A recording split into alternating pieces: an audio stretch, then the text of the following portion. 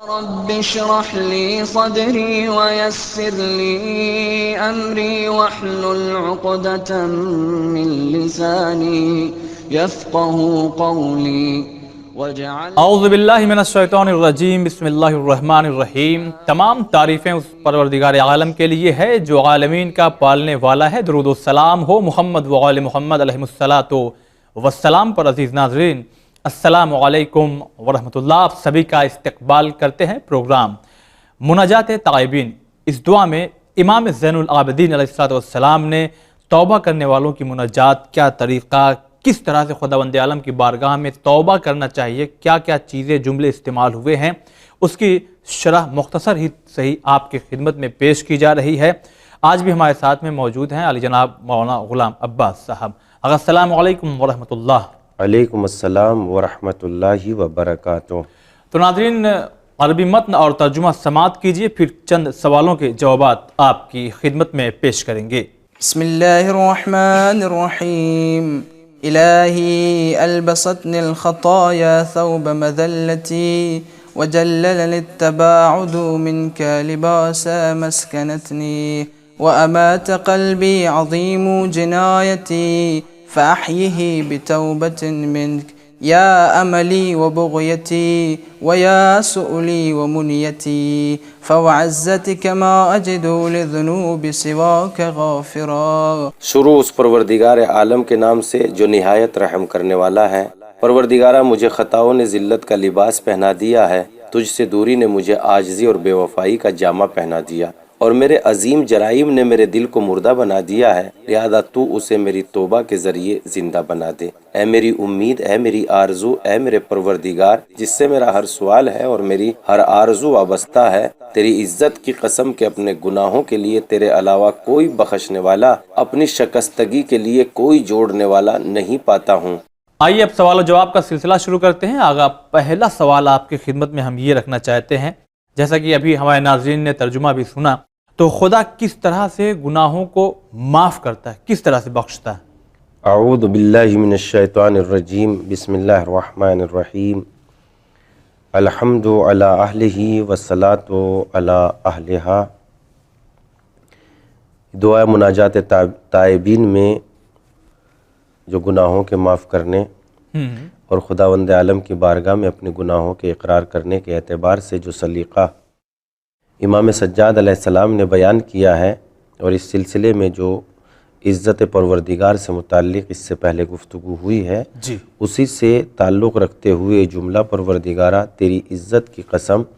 میں تیرے علاوہ اپنے گناہوں کو بخشنے والا کسی کو نہیں پاتا، معاف کرنے والا کسی کو نہیں پاتا۔ اس بات کے لیے بہت طویل گفتگو اور موضوع بھی بہت لاجواب ہے کہ پروردگار عالم کس طریقے سے گناہوں کو معاف کرتا ہے، چونکہ ہم جانتے ہیں کہ تمام کائنات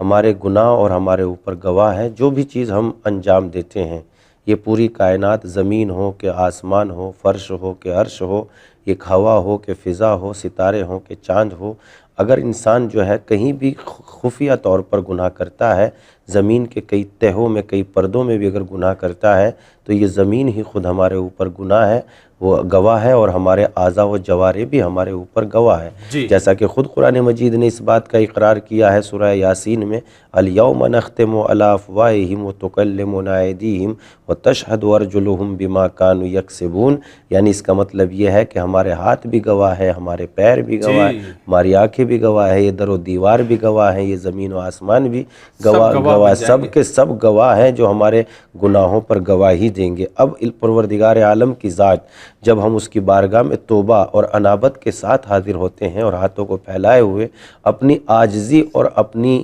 محتاجی کا اظہار کرتے ہوئے پروردگار عالم کے فیض اور اس کی رحمت کا واسطہ دے کے اپنے گناہوں کی مغفرت چاہتے ہیں، تو خداوند عالم ہم پر کرم کرتا ہے، تو ہمارے گناہوں کو بخش دیتا ہے۔ بخشنے کا طریقہ کیا ہے؟ حضرت رسول خدا صلی اللہ علیہ وآلہ وسلم سے ایک حدیث منقول ہے، اس کو ہم آپ کی خدمت میں پیش کر دیتے ہیں، جس سے اندازہ ہوتا ہے کہ اللہ کس طریقے سے گناہوں کو بخش دیتا ہے۔ یہ حدیث بہار الانوار جلد 6 صفحہ نمبر 28 باب نمبر 20 حدیث نمبر 32 پر یہ حدیث درج ہے۔ لہذا پیغمبر اسلام فرماتے ہیں کہ جو شخص پروردگار عالم کی بارگاہ میں اپنی کوتاہیوں کا اقرار کر لیتا ہے، اپنی گناہوں کا اقرار کر لیتا ہے کہ معبود مجھ سے گناہ ہو گیا ہے تو اس کو بخش دے، تو پروردگار عالم اس کی اس عاجزی کو قبول کر لیتا ہے۔ اور جب اس کی اس عاجزی کو قبول کر لیتا ہے تو سب سے پہلے اللہ اس کے اعضاء و جوارح یعنی ہاتھ پیروں کو حکم دیتا ہے کہ اعضاء و جوارح اس کے گناہوں پر پردہ ڈالے رہے، اس کے گناہوں کو ظاہر نہ کریں۔ اس کے بعد پروردگار عالم زمین کو حکم دیتا ہے کہ اس کے گناہوں کو چھپائے رکھے، اور اس کے بعد نامہ اعمال لکھنے والے فرشتوں کو اس کے گناہ کو بھلا دیتا ہے، یعنی وہ نامہ اعمال لکھنے والے جی فرشتے، جی اللہ بہت کریم ہے اپنے بندوں پر،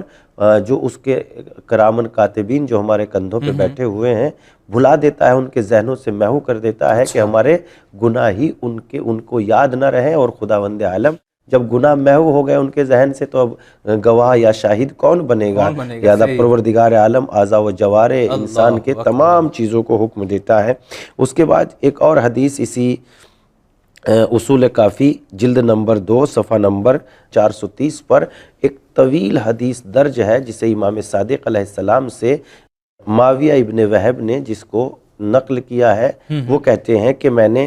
امام صادق علیہ السلام سے سنا کہ جس وقت انسان پروردگار عالم کی بارگاہ میں عاجزی کرتا ہے تو خداوند عالم اس سے محبت کرنے لگتا ہے اور دنیا و آخرت میں اس کی پردہ پوشی کرتا ہے۔ اب یہ کہتے ہیں معاویہ ابن وہب کہ میں نے معلوم کیا فرزند رسول خداوند عالم گناہگار بندوں کی گناہوں کی پردہ پوشی کس طریقے سے کرتا ہے؟ امام علیہ السلام نے فرمایا گناہوں کے لکھنے والے فرشتوں کو بھلا دیتا ہے، یعنی جو گناہ لکھنے والے فرشتے ہیں ان کو بھلا دیتا ہے تو انسان کی پردہ پوشی ہو گئی۔ لہذا جب وہ خدا سے ملاقات کرے گا تو اس کے اوپر کوئی چیز ایسی نہیں ہوگی جو اس کے خلاف گواہی دے سکے۔ لہذا اس طریقے سے خداوند عالم اپنے بندوں کی پردہ پوشی کرتا ہے۔ ایک اور حدیث جسے تفسیر منہج الصادقین میں بیان کیا ہے، بڑی عمدہ حدیث ہے کہ پروردگار عالم کس طریقے سے اپنے بندوں کی پردہ پوشی کرتا ہے اور اپنے بندوں کے گناہوں کو معاف کرتا ہے۔ ارشاد ہوتا ہے کہ امام جعفر صادق علیہ السلام سے ہی منقول ہے کہ جب روز قیامت ایک بندے کو پکارا جائے گا تو شرم سے اس کا سر جھکا ہوا ہوگا اور پروردگار عالم کی بارگاہ سے اس کو لعنت و ملامت کی جائے گی اور اس کو کہا جائے گا کہ اس کو ایک قبے پر کھڑا کر دیا جائے۔ تو وہ انسان جو گناہگار ہوگا بے پناہ، اس کو جب اس کو قبے پر سوار کیا جائے گا، بلند کر دیا جائے گا تو اس کا سر جھکا ہوا ہوگا اور اس کا چہرہ شرم سے شرمسار ہوگا۔ اس وقت پروردگار عالم کی طرف سے آواز آئے گی، اے میرے بندے جب تو میرا گناہ کرتا تھا دنیا میں اور ہنستا تھا، یعنی آواز آئے گی، اے میرے بندے جتنا میں تجھے نعمتوں میں اضافہ کرتا جاتا تھا اتنا ہی تو گناہوں میں اضافہ کرتا جاتا تھا۔ یہ آواز سننے کے بعد اس بندے کا سر جھک جائے گا تو ندائے قدرت آئے گی، میرے بندے تو شرمسار نہ ہو، بلکہ جب تو گناہ کرتا تھا تو تیرا کریم پروردگار اسی وقت تیرے گناہوں کو معاف کر دیا کرتا تھا۔ اسی جگہ پر ایک اور حدیث ہے، یہ بھی امام نے ہی ارشاد فرمائی ہے کہ اسی طرح ایک گناہگار اور بندے کو لایا جائے گا جو عالم محشر میں میدان محشر میں سر جھکائے ہوئے ہوگا اور پروردگار عالم کی طرف سے یعنی وہ ملائکہ جو اس کے اعمال کو نگراں ہوں گے پیش کریں گے لعنت و ملامت کرتے ہوئے، تو اتفاق یہ ہوگا کہ وہ بندہ شرم سے سر جھکائے گا اور وہ گریہ کنا یعنی آنکھوں سے وہ رونے لگے گا، گریہ کنا ہوگا۔ تو اس وقت ندائے پروردگار آئے گی، اے میرے بندے جب تو دنیا میں گناہ کرتا تھا اور گناہ کرنے کے بعد ہنستا تھا، جب تو میں نے تجھے سزا نہیں دی، آج جب کہ تو گناہ بھی نہیں کر رہا ہے اور گناہوں پہ گریہ بھی کر رہا ہے، تو آج تیرا معبود کریم کس طریقے سے تجھے سزا دے سکتا ہے؟ تو یہ پروردگار عالم کے گناہ معاف کرنے کے انداز ہیں، طریقے ہیں۔ اسی لیے یہاں امام سجاد علیہ السلام نے پہلے اس کی عزت کا واسطہ دیا، مالک تو ایسا عزیز ہے کہ نہ سزا دینے سے تیرے رتبوں میں عزت میں اضافہ ہوتا ہے اور نہ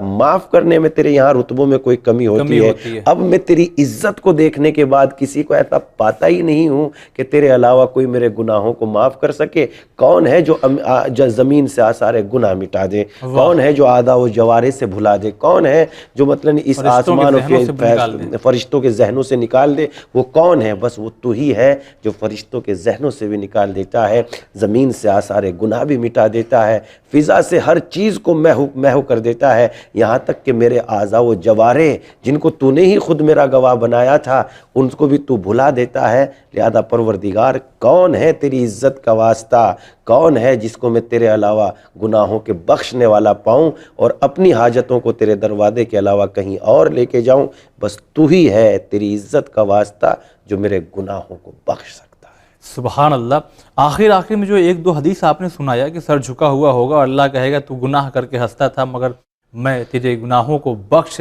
یعنی اس وقت جب سزا نہیں دیا تو اب، یعنی یہ ساری باتیں کیا ایسا محسوس نہیں ہو رہا؟ میں ایک جواب چاہتا ہوں کہ انسان کو گناہ کرنے پہ اور جری بنایا جا رہا ہے؟ چشم، آپ کی بات سر آنکھوں پر ہے، لیکن یہاں پر پروردگار عالم کی رحمت کا وسیلہ اور پروردگار عالم کی عزت کے سلیقے کو بیان کیا جا رہا ہے کہ پروردگار جب ہم پہلے اس بات کو بیان کر رہے ہیں کہ توبہ پہلے ضروری ہے، توبہ کے بغیر جو ہے یہ گناہ معاف نہیں کیے جائیں گے، تو توبہ کی جو شرائط اس سے پہلے گزر چکے ہیں ان شرائط کے انداز پہ آنے کے بعد جب بندہ توبہ کر لے گا تبھی پروردگار عالم ان گناہوں کو بخشے گا، نہ کہ یہ کہ تمام گناہ کرنے کے بعد انسان یہ چاہے گا کہ وہ جو ہے تمام گناہوں کو بخش دے بغیر توبہ کیے ہوئے، بلکہ پہلے اسی لیے پہلے توبہ ہم نے آپ کی خدمت میں پہلے عرض کیا کہ جب انسان اپنی عاجزی کو پروردگار عالم کی بارگاہ میں پیش کرے گا، میرے مالک مجھ سے گناہ ہو گیا ہے، تو پروردگار عالم اس کے گناہوں کو معاف کر دے گا۔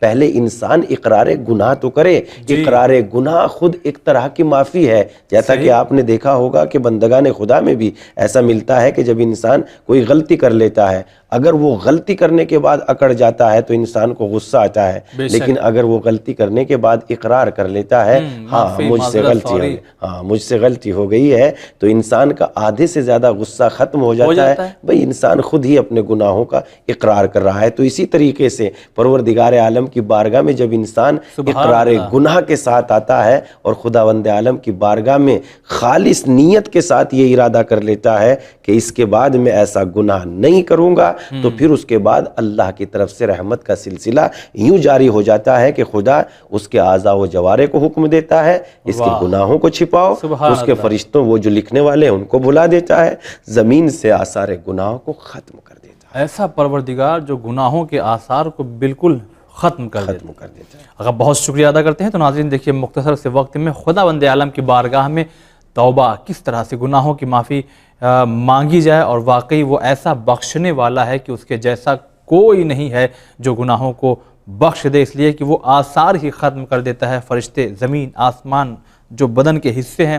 بہرحال بہت سی بہتر گفتگو ناظرین آپ تک پہنچی ہے، انشاءاللہ اگلے جو جملہ ہے اس کی وضاحت انشاءاللہ اگلے روز آپ کی خدمت میں پیش کی جائے گی۔ فی الحال ہمیں دیجیے آج اجازت، خدا حافظ۔ قال رب اشرح لي صدري ويسر لي أمري واحلل عقدة من لساني يفقه قولي